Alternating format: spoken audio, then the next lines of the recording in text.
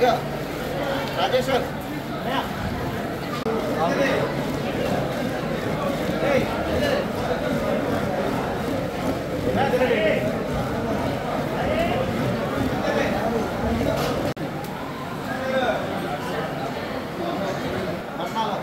चाहिए sir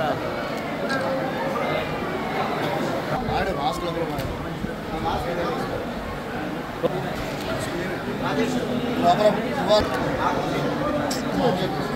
line number kitchen राले के सगा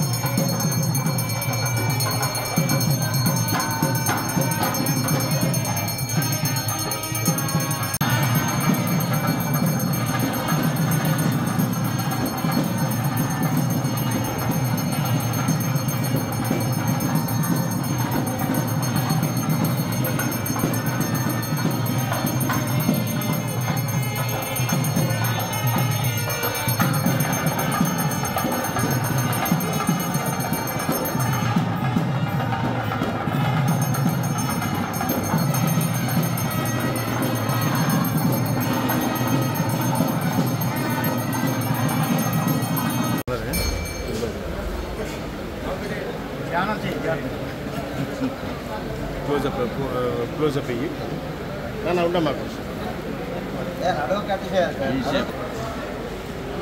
देखो सोबनी रेडी गाరు पटवा सतबाबू पटवाले सतबाबू सतबाबू पटवा नायक हां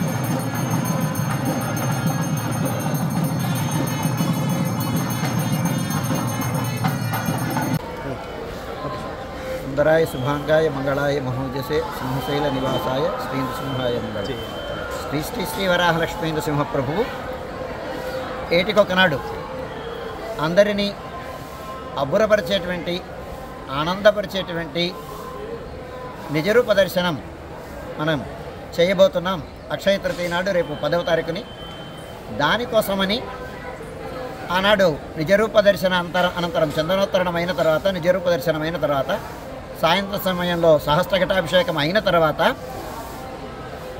మళ్ళీ తిరిగి చందన సమర్పణం చేయడానికి గాను ఈనాడు అంటే చైత్ర బహుళ ఏకాదశి నాడు చందన స్నాన ముహూర్తం అనేటువంటిది సంప్రదాయం అనూచానంగా వస్తున్నటువంటి సంప్రదాయాన్ని అనుసరించి ఈనాడు చందన స్నాన ముహూర్తం చేయడం జరిగింది.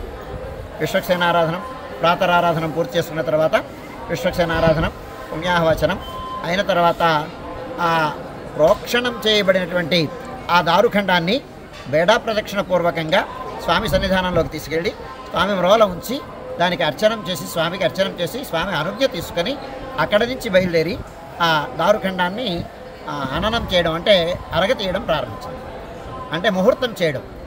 ఆ ముహూర్తం చేయడం జరిగింది. ముహూర్తం చేసిన తర్వాత ఆ ప్రధాన అర్చకుల వారు, స్థానాచార్యులు, అలాగే కార్యనిర్వహణాధికారి వారు మొదలైనటువంటి శ్రీకార్య పరులని వాళ్ళందరికీ సారథ్యం వహించేటువంటి వారందరూ